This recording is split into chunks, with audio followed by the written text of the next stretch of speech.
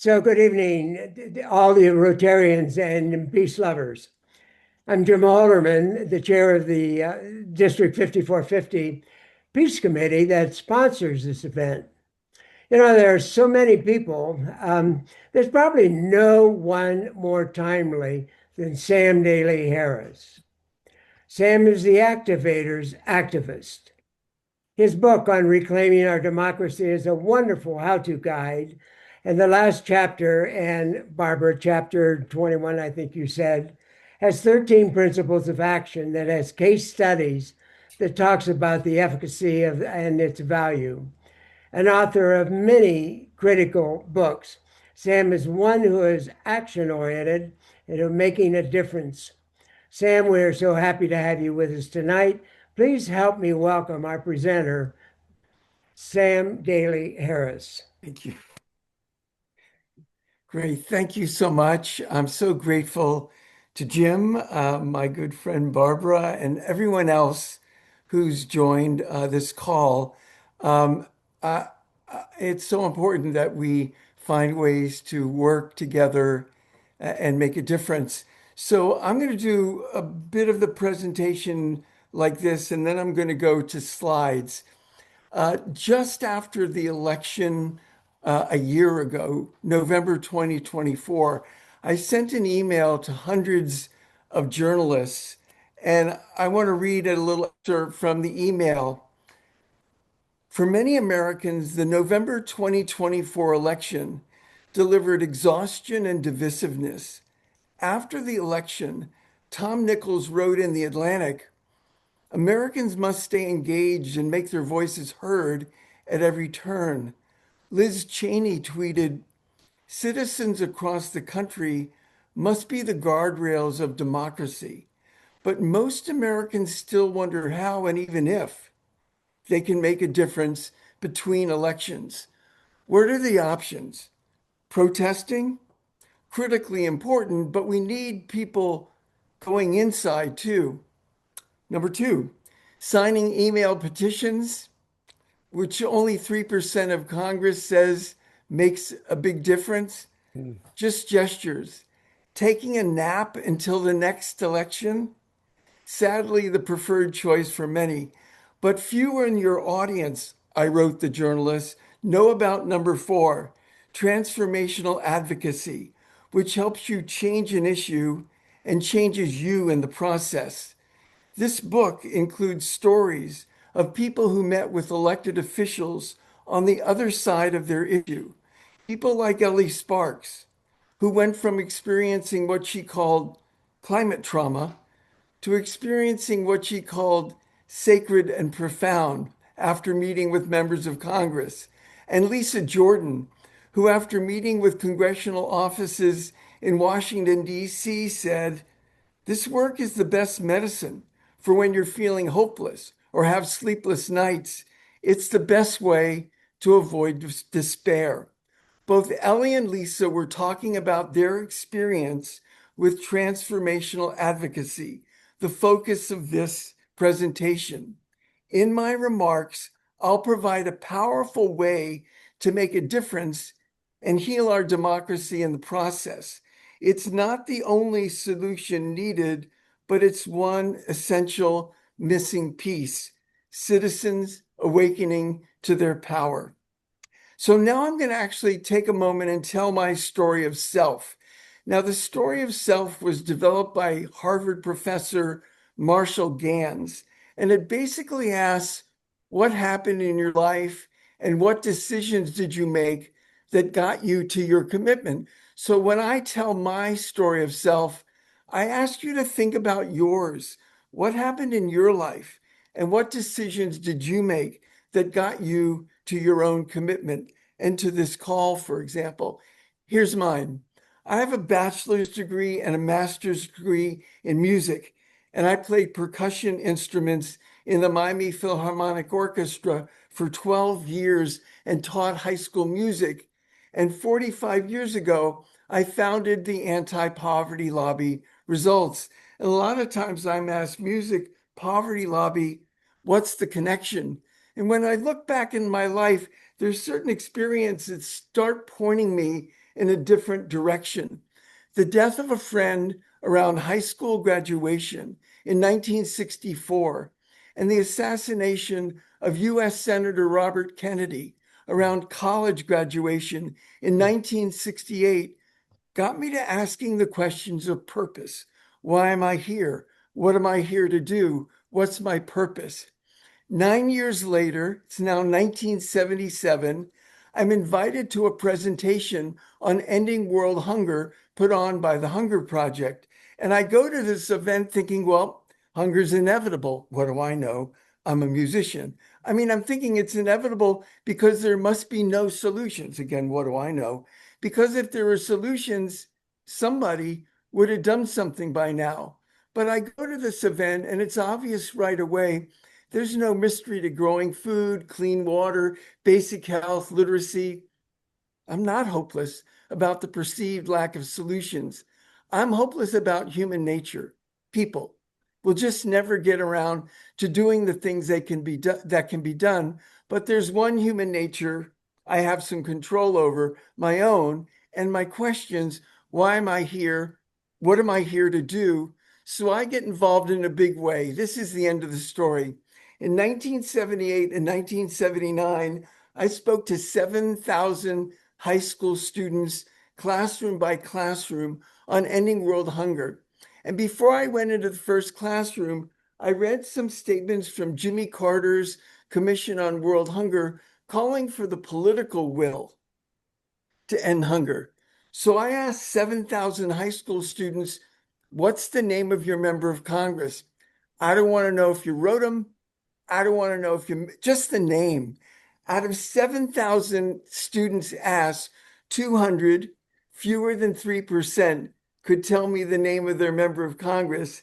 6,800, over 97%, could not tell me the name of their member of Congress. And results grew out of this gap between calls for the political will to end hunger on the one hand and the lack of basic information on who represented us in Washington on the other. So that's my story of self, what happened in my life and what decisions I made that got me to my commitment. Think about your story. What happened in your life? What decisions did you make that got you to your own commitment? Marshall Gans would also call it knowing your why and sharing it. It's really important to know your why and share it. It was actually 2 years ago this month. I was interviewed on a national NPR program called 1A. I think it goes to like 350 stations.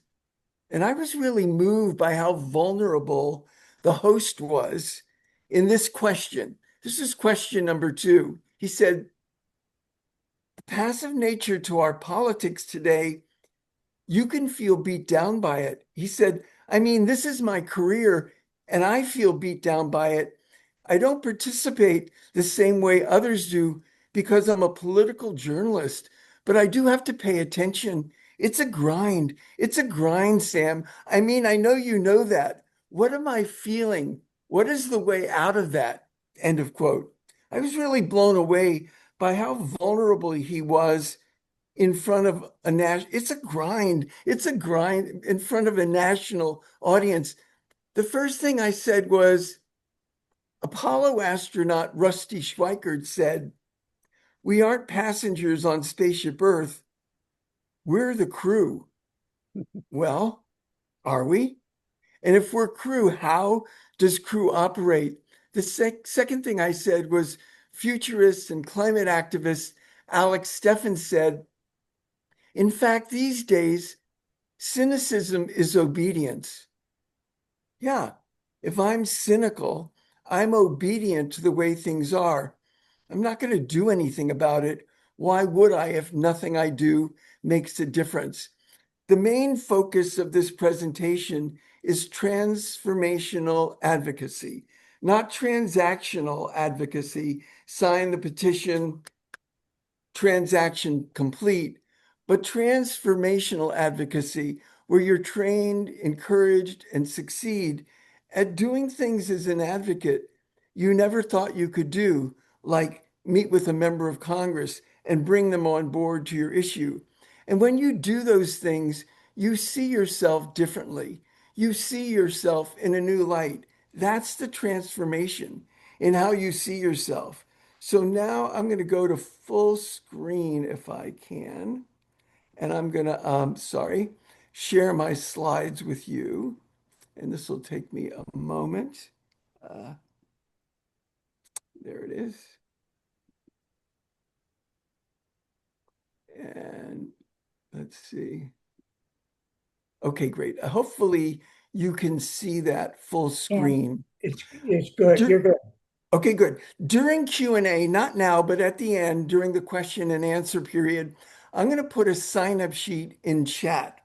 And here are the options. One is you could let me know you'd like to receive occasional updates by joining my Civic Courage mailing list. So that's one option. Another is letting me know that you'd like to be connected with a group that works to deliver transformational advocacy. You'll hear about some of them in a moment. And number three, if you have a book talk possibility, like your club, your book group, your place of worship, a class you're in or that you teach, you could let me know that too. First story, Maxine Thomas. This is Maxine Thomas with her U.S. Senator Todd Young, Republican of Utah. Maxine has a lived experience of poverty, and she said to me, when I joined Results, I was clueless about advocacy, especially political advocacy. And she joins a group called Circles, where people work together to move out of poverty. And her group realized that they had a story to tell. And they looked around for a group that could help them tell their story.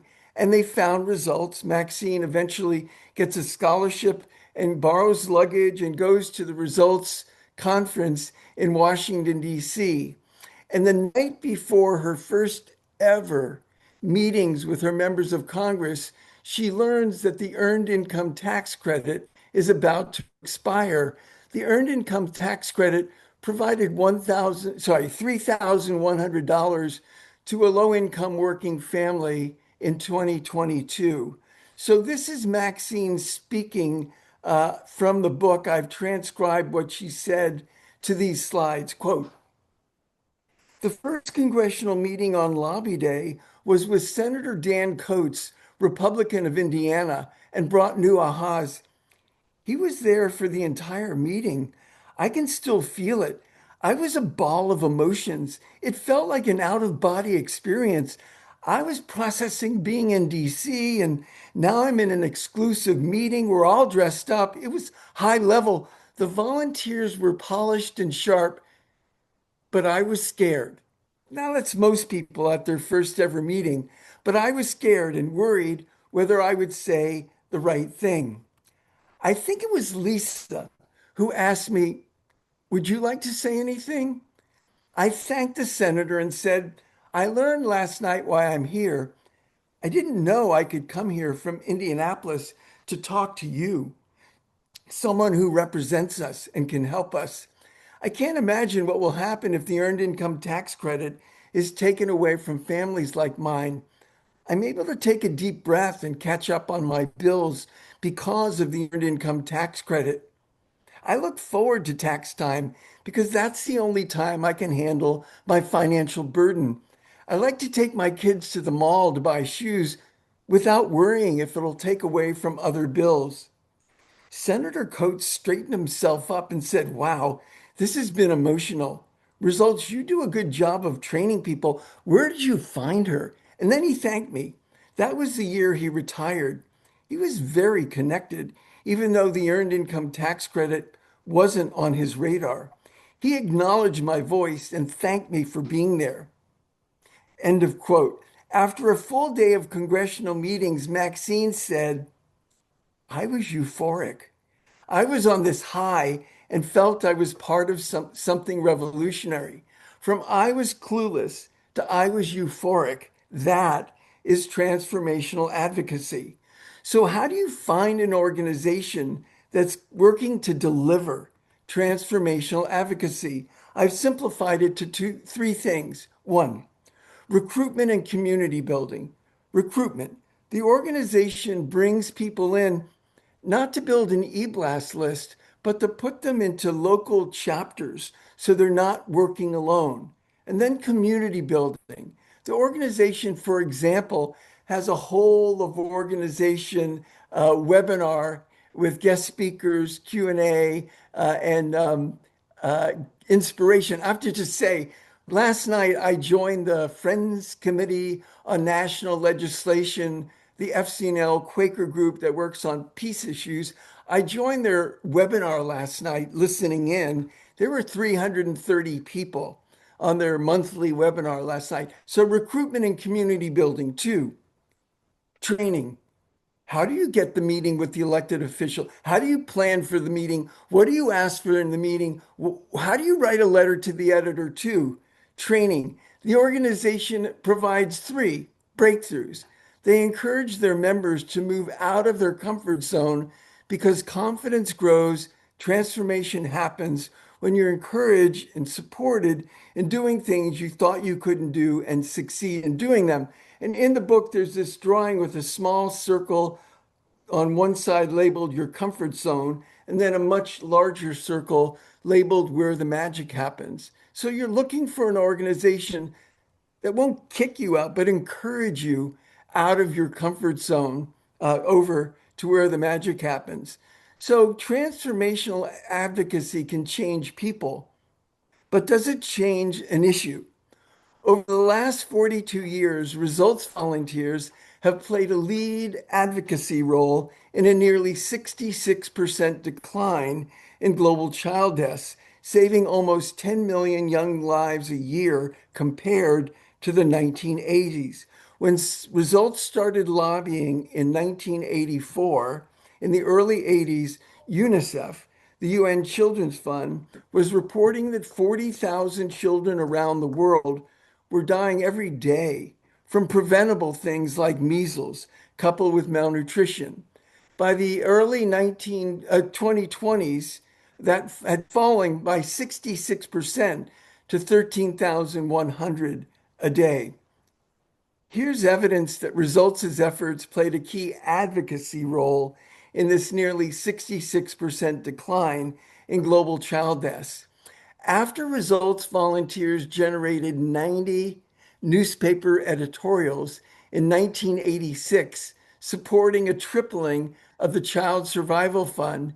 UNICEF Executive Director Jim Grant said in a handwritten note to Results, quote, "I thank you in my mind at least weekly, if not more often, for what you and your colleagues are accomplishing.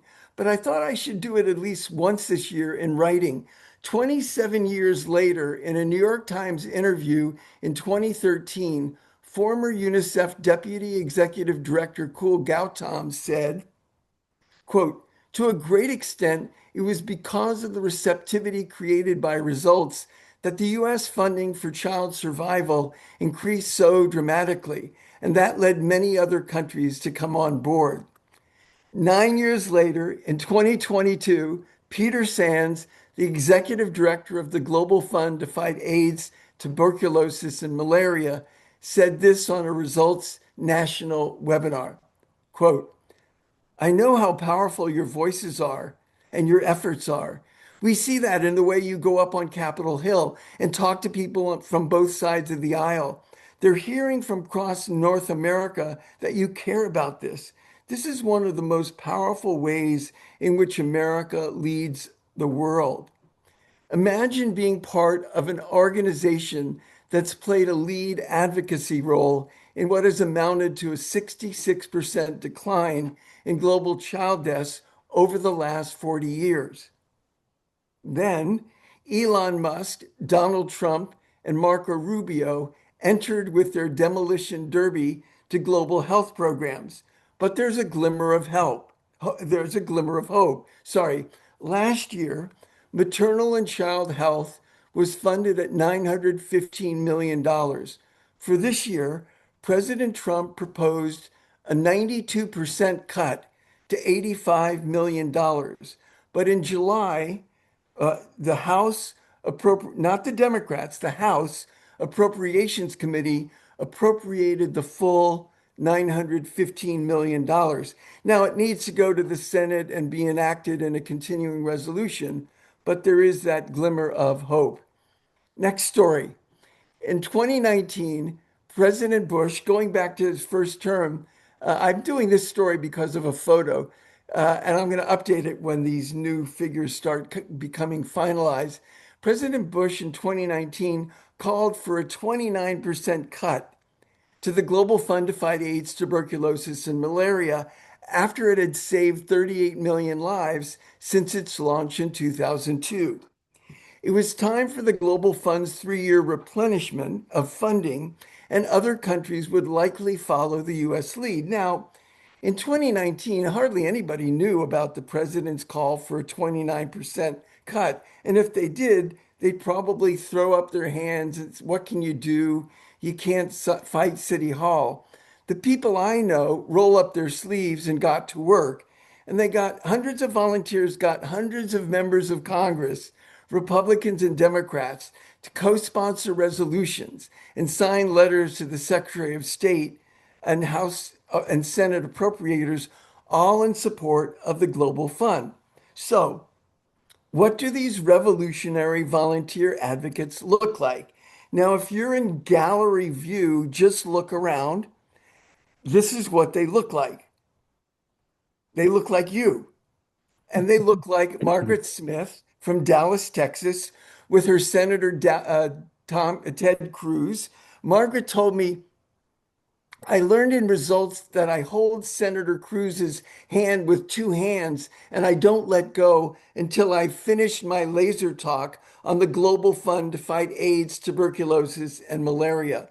That year was the first year Ted Cruz ever said yes to a results request. He co-sponsored the Senate resolution supporting the Global Fund. Instead of President Trump's proposed 29% cut, 2 House Republicans, 2 House Democrats stood on a stage in Lyon, France at the Global Fund replenishment and announced that the Congress would provide a 16% increase to the Global Fund, which the president signed into law. By 2023, the Global Fund and its partners had saved 70 million lives since its inception in 2002. Where do you see in the news about 70 million lives saved? Oh, again, then Elon Musk, Donald Trump, and Marco Rubio entered with their demolition derby to global health programs. But there's a glimmer of hope. This is transformational advocacy. For last year, the Global Fund was funded from the US at $1.65 billion. For FY26, President Trump called for a greater than 50% cut to 800 million. But the House, not the Democrats, the House Appropriations Committee appropriated 1.5 billion. Now, again, it still has to go to the Senate and get final approval, but you can see that glimmer of hope. Final story. This is Ellie Sparks. Ellie Sparks told me this story when she was a volunteer. She's now on staff at Citizens Climate Lobby. Ellie said, when I joined CCL, I was suffering from climate trauma. I would read Bill McKibben's book, Earth, and I would weep at home and I would weep at work. And then I joined CCL, and 18 months later, I was co-leading a workshop on generating relationships with members of Congress and editorial writers. She said, our executive director said, we're betting the farm on relationships. Now go get a relationship with your member of Congress and your editorial writer. Ellie said, well, what does a relationship with a member of Congress look like? And how do you get a relationship with an editorial writer? She said, some in the organization use the model of a work relationship. Now, this is Ellie speaking. I've transcribed her words from the book. Quote, my relationship model is different. I adore romantic relationships, so I use romance as my model. That first meeting with the editorial writer It's like a blind date, only you've decided beforehand you're going to marry this fellow. You're going to be sweet and interesting, not too intense. If it doesn't work out with the editor, you're going to marry one of his friends at the paper, the business editor, environment writer, city editor, someone at this paper will find you interesting and compelling. It's just a matter of being persistent until you find the right connection. I see the relationship with a member of Congress as an arranged marriage. If you live in her district, that member's aide has to meet with you. That's what our congressperson's legislative director told us in January. Since January, now this is now July, 7 months, we've met 5 times in 7 months with the legislative director. We schedule 45-minute meetings. He keeps us well over an hour. He doesn't want us to leave. Why? Because a good arranged marriage starts out cold and slowly heats up. That's different than a love match, which starts out hot and slowly cools down. And then Ellie shared the essence of transformational advocacy. Quote, during our conference, I met with 20 congressional offices over 4 days. I met with many folks whose view of the world was very different than mine. Going into their offices was hard. I had to let go of a lot of emotional baggage. I could no longer judge them or hold hostility in my heart toward them. I had to let go of my fear of climate change and my fear that they wouldn't listen to me. I had to center myself in love, releasing fear and centering in love. This is sacred and profound work. End of quote. Who thinks about advocacy as being sacred and profound? Obviously, it can become that if you find the right organization and open yourself up to it. So the sign-up sheet and then a closing quote. This is, I'll put it in the chat, not yet, in just a moment. You can let me know if you'd like to join the Civic Courage mailing list and receive occasional emails from me, not that much. You can let me know if you'd like me to connect you with a group that works to deliver transformational advocacy. Now, there are 4 groups listed: results on global and domestic poverty, Citizens Climate Lobby on climate change, the Quaker Lobby FCNL on peace issues, and then Catholic Relief Services. I urge you to click one of the organizations, not all 4. And then you can also let me know if you know of a book talk possibility for me with your club, your book group, your place of worship, a class you're in or that you're teaching. Here is that last quote. I'm going to say it twice, and then we're going to go to Q&A. This is from George Bernard Shaw's Man and Superman. First time. This is the true joy in life, the being used for a purpose, recognized by yourself as a mighty one, the being a force of nature instead of a selfish, feverish little clod of ailments and grievances, complaining that the world will not devote itself to making you happy. I am of the opinion that my life belongs to the whole community, and it is my privilege to do for it whatever I can. I want to be thoroughly used up when I die, for the harder I work, the more I live. I rejoice in life for its own sake. Life is no brief candle to me.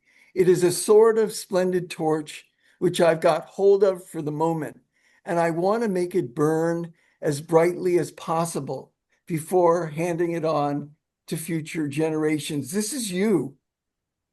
This is the true joy in life, the being used for a purpose, recognized by yourself as a mighty one, the being a force of nature instead of a selfish, feverish little clod of ailments and grievances, complaining that the world will not devote itself to making you happy. I am of the opinion that my life belongs to the whole community, and it is my privilege to do for it whatever I can. I want to be thoroughly used up when I die, for the harder I work, the more I live. I rejoice in life for its own sake. Life is no brief candle to me. It is a sort of splendid torch, which I've got hold of for the moment, and I want to make it burn as brightly as possible before handing it on to future generations. Thank you for all you do to make that torch burn as brightly as possible before handing it on to future generations. I'm now going to put this sign up sheet in chat. There it goes. So thank you so much. You can find that sign up sheet in chat. I'll put it there again in a few minutes. And Jim, I think we can go to questions and comments and We'll open the floor to any comment, question, thoughts, additions, insights, awarenesses. anyone want to Barbara, start? Well, I wanted to tell you why I got so enthusiastic when I saw Sam today. I read his book, and then chapter 21, I made a photocopy of, and I gave it to everybody in my group, Ending War 101. And we've been following Sam and doing this transformational advocacy. And what I didn't do was show the results of what we did. And so I really appreciated your slideshow tonight, Sam, because it showed you gave the results. Do this, and then this is kind of the possibilities of what can happen. So I thank you again. I've only heard you many times, but each time you give us a little kernel of something that we can really implement. And my question is, let's suppose that we've been invited to make a big speech about ending war or a big speech about making the world a better place. Where would you start today when there's so much that we could talk about? Yeah, again, I would start or early on include my story of self. What happened in my life, in your life? What commitments did I make, did you make that got you to this commitment?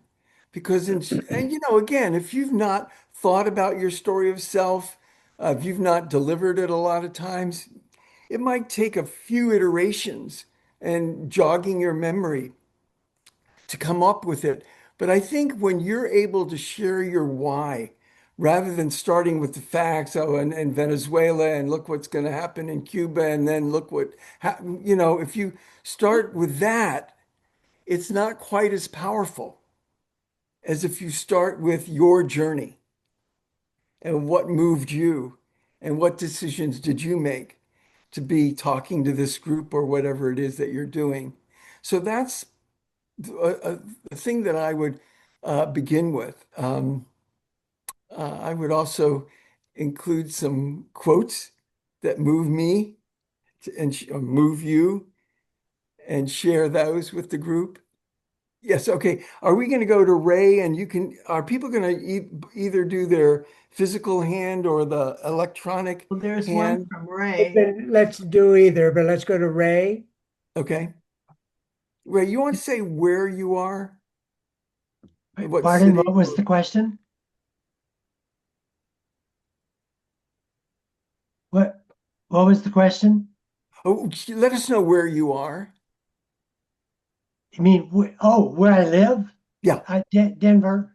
Okay, great. Denver. So this is my home Rotary group here. Okay, great. I'm interested in I write letters and make phone calls, and there's an app that's it's called what is it, 5 stars Yeah, or something, yeah. and I find that helpful.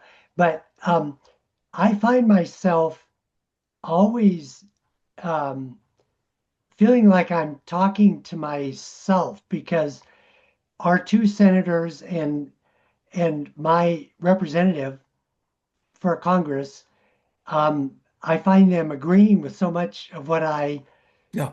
want to tell them that I don't feel like I'm really moving the needle. Okay.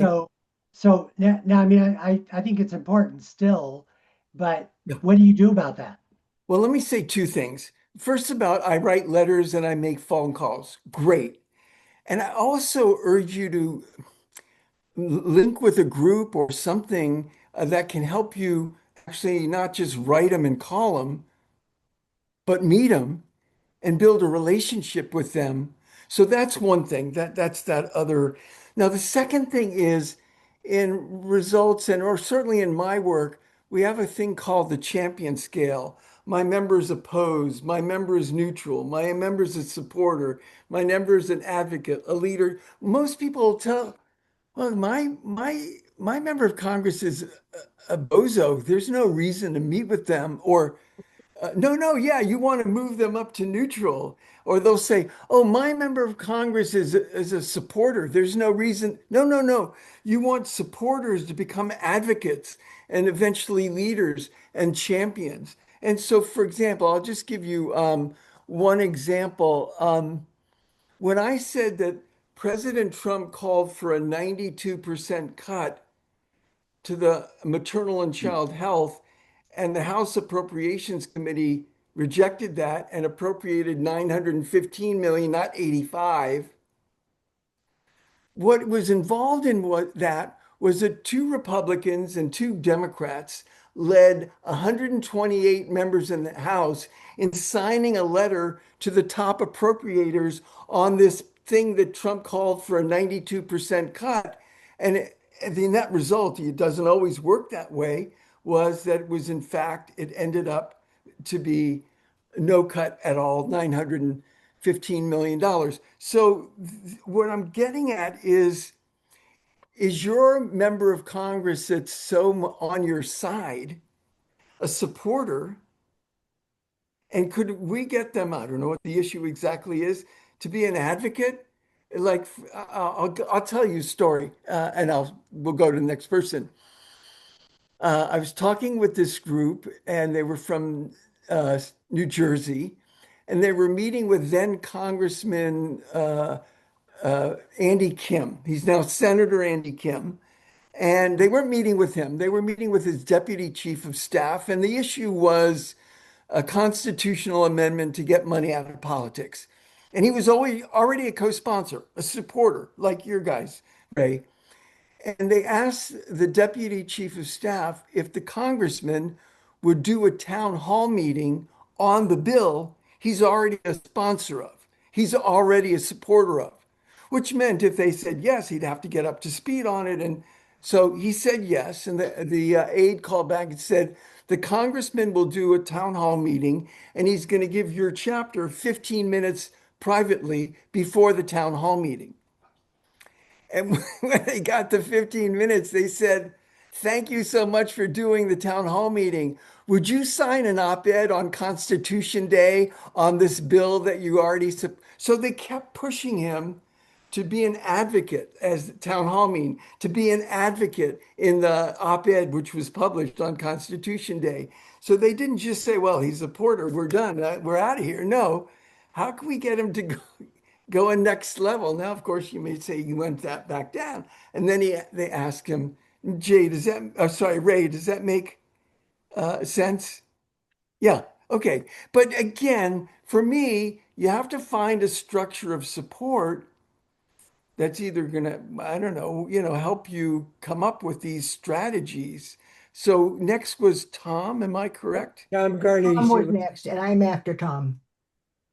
Well, first of all, Sam, thank you. Very inspiring. And I am going to follow up with you. And then I'd like to share a case example of something I'm involved with and ask a question at the end of it. I'm in Ohio, and I'm working privileged to be working with all 5 Rotary districts in Ohio. In the Northwest Ohio, we're putting on a peace summit in first Saturday of February. And part of the planning, I'm also working with the Ohio Council of Churches that represents 6,000 congregation, 3 million people. And they come up with a program called acronym PLAN, PLAN, Pastors and Laity Advancing Nonviolence. And I'm privileged to be a lead trainer with that. Wow. But the lead person wants to do something in recognizing our 250th anniversary of our country. And we want to do something big, and we're looking at getting the National Council of Churches involved, Pastor Barber, maybe, Poor People's Campaign, whatever, something large. And rather than just inviting the MMA to do a fight on the lawn of the White House, couldn't we do something different? Okay, really, really big. So I'm asking you, what would you recommend would be our next step to connect with your groups and the transformational advocacy? And by the way, JD Vance and Jim Jordan are in Ohio, But there's Yep. also, we're going to use the romantic piece and find the sweet spot of who wants to support Joyce Beatty also is one that would be a support. But I'd love to hear your reflections and suggestions. Well, let me just say a couple of things first. I got a call a year ago from the Minister for Environmental Justice for the United Church of Christ, which is headquartered in Cleveland. And he Hmm. said, I'm reading your book, and it's the best book I've ever read for my job. It's not the best book he ever read, but for my job. And so I started coaching them a year ago this month, and they started their first chapter in March. And their 11th chapter, 10 and 11, were started in November. So they have 11 chapters. And I want to tell you what they're working on. You might want to connect with him for one thing. But anyway, the point, and he's based in Cleveland area. Um, the Environmental Protection Agency. President Trump called for a 55% cut to the Environmental Protection Agency for FY26. The House called for a 23% cut. The Senate called for a 5% cut. So since September, they've been lobbying. Now, they only have 11 chapters, and they're mostly writing letters to the editor because they're so small. They're not so much just writing their member of Congress, they're writing the community and urging in their letters to the editor, the community to write. Well, I just learned that on, I guess it would have been Monday or Tuesday, the House and Senate conferees agreed to a 3.5% cut to not a 55, 23, or 5, but a 3.5% cut to the Environmental Protection Agency. So going back to your question, I want you to clarify it, meaning it will be where in Cleveland? Where will this conference be? Well, the conference is at this Lorraine Community College, which is northern Ohio or toward northwest of Ohio, about 40 miles west of Cleveland. Okay, great. And there'll be about how many people? I'm going to guess 350 to 500. Great. And your plan is to do what? And you're kind of wanting to do something that's, Well, it's a all-day summit, peace summit with multiple topics and some keynotes. And yep. then we have one of the breakouts to attract a faith community to come together, Rotary clubs together, et cetera. But that's one. But really, the other one is let's do something very, very large at the 250th anniversary. And Yep. we have like 6 months to plan for that, let's say. So Oh, a project between February and to July. that, yeah, and we're looking at Pastor Barber and there's people that are well known, but in Cleveland is easy to connect with. So I'd like to follow up with you to see whether, and they, by the way, the council is right there in their state house. They do lobbying already, so we Great. have some nice connections there. So let me do two things. One is I've just put the sign-up sheets in. I'm putting my email address for you and for anyone. Thank you. Uh, and let's just find a time to talk, basically. Sam, I can be a warehouse. I can help with the Jim Halderman can help with that. I think I Jim. can be a warehouse of all information. Thank you, Okay, buddy. great. Yeah. Yeah. And so my email is already in the chat. So if you want, Tom, you can Okay, go thank you. that way. I Okay. appreciate that, and I'll follow up with Jim. And thank you for the time. And I wanted to just present a case example with an action plan coming out of tonight. Okay, great. And Fabulous. Joe Ross, were you involved in the MMA?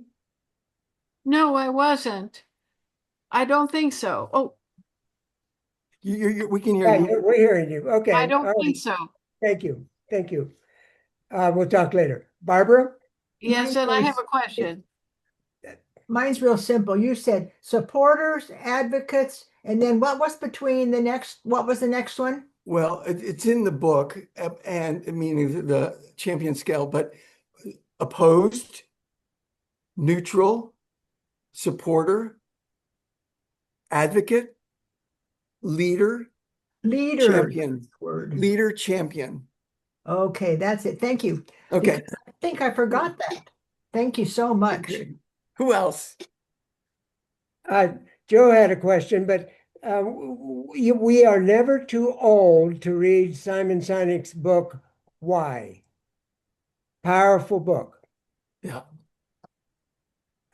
Joe, you said you had a question? Well, I do. Maybe it was, maybe it was for you. I'm not sure I'm allowed to ask questions on this since I'm not part of your group, but You are definitely allowed to I ask think questions. she's More allowed. important. Yeah. I am so impressed with this gentleman's presentation. And one of the things that is, I would really like to find out about is how do you respond to um, the dissonance that we are experiencing against vaccinations? You're You talking know, you're let me talking just, you're talking about international health and among many other things yeah, yeah. with you, sir. But how do you respond to that? Well, I mean, let me just say that I put this slide up that Results Volunteers generated 90 not letter, editorials in 1986, supporting a tripling of the Child Survival Fund for global immunizations. And at the time, 3.5 million kids around the world were dying every year from vaccine preventable diseases.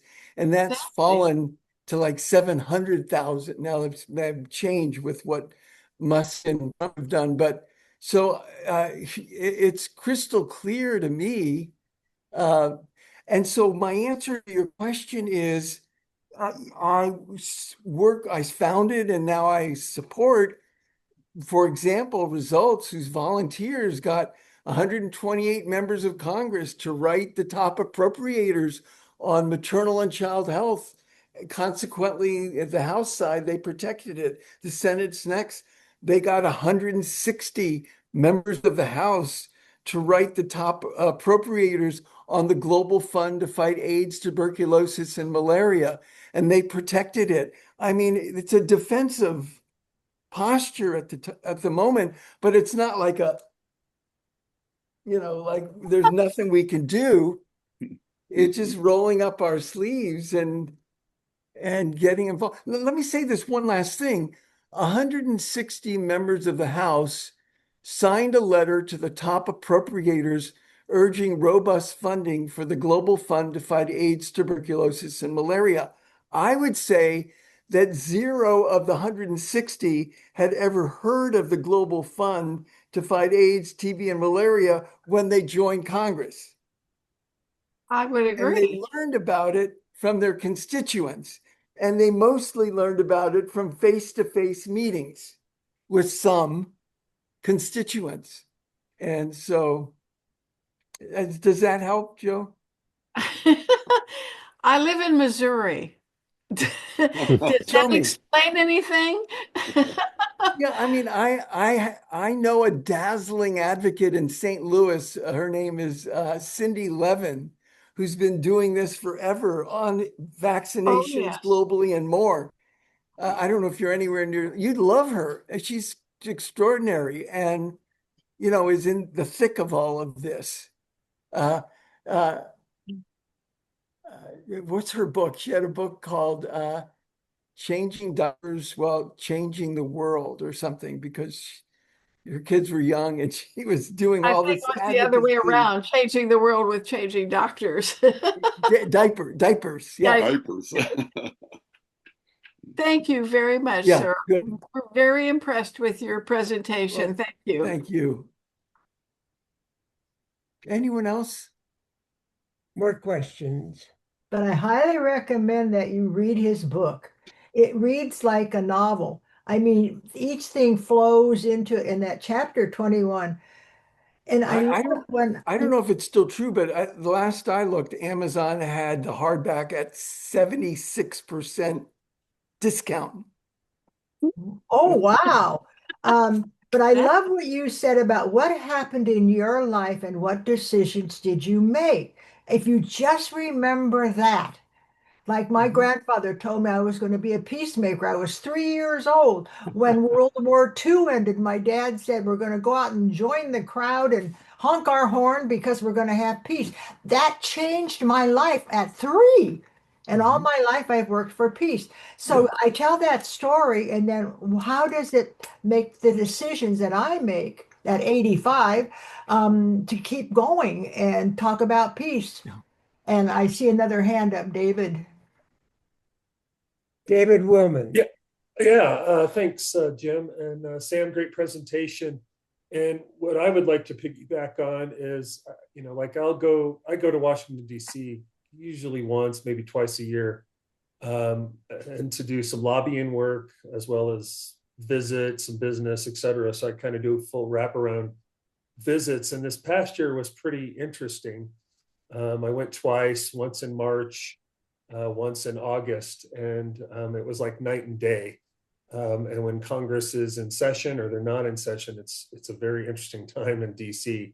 So what I just would impart as everybody kind of goes on their journey for reclaiming our democracy, just be flexible, because not everything always happens the way you plan it. We tried to go up and do some mental health advocacy in August, and everybody took off. Your whole Congress decided to leave the day they were actually scheduled. But that said, there were still the aides around and there were still people around.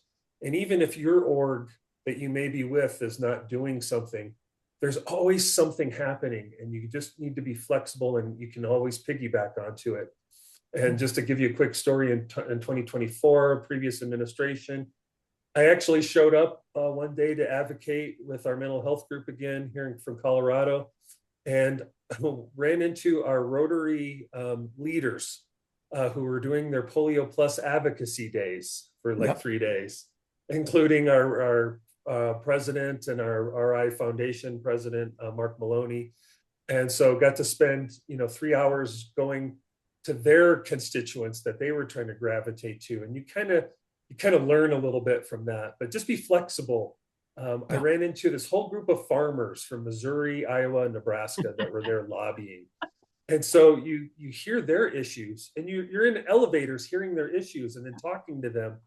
And I ended up going to 3 of their meetings for a couple hours, because it's so important what was happening to our farmers, and still happening today, that they can advocate. So just be flexible and just be open to new ideas. And maybe you're not the most passionate about something, but everybody has a story, and a story you've heard from somebody and somebody. And so whether it's an aide or your actual congressperson or your senator, they're willing to listen, but just be ready to be open. Don't be shy, and just make your statement. Make it go. So I just brilliant. Funny that you joined along with the farmers, but this quick story. I did a piece where I had a photo of 25 citizen climate lobby volunteers in September 1st on the 3.5 hour hike with their Republican senator from Utah, John Curtis. And I said, how did this come about? He said, well, when he was a member of Congress, he's now took Mitt Romney's seat in the Senate. When he's a first-year congressman, he announced an 8-hour town hall meeting hike. And 8 people showed up, 6 of them from Citizens Climate Lobby. And the next year, I don't know that I could do 8 hours. The next year, when so many signed up, he said, well, I'll just give you guys your own private hike every year. And so think about a 3.5 hour hike with your senator this summer. I know a group that does it. Oh, no. It's okay. Josh Hawley. Yeah. Well, for our Colorado folks, Senator Bennett does when he's over the holidays. We happen to be up in Boulder, and him and his family were out for a hike. You run into senators just in the middle of nowhere, in the middle of Boulder. So it happens. Yeah. Jim, could I close with a quote? Yes, perfect So timing. this is the longer version of the Alex Steffen quote. In fact, these days, cynicism is obedience. Optimism is a political act. Those who benefit from the status quo are perfectly happy with a large population of people who believe nothing will get any better. In fact, these days, cynicism is obedience. What's really radical is being willing to look right at the magnitude and difficulty of the problems we face and still insist we can solve those problems. End of quote. Sam, that was worth waiting for. Wow. Absolutely. Thank you. Thank you. Sam, we are indeed grateful for the work that you do to better the world, and the information you bring to us. We thank you. We all thank you for taking the time to share your knowledge, your expertise, your commitment, and so much more. Just a little brief. Next month, we will have Colonel Dean Clemens, 27 years in command and control for the United States Air Force. And he'll be speaking on the two-sided coins of artificial intelligence in peacemaking. Again, Sam, I want to thank you so terribly much. We are so grateful to have you. And for anybody, his book is fantastic. I highly recommend it. Again, we thank you. Thank you. Thanks, everyone.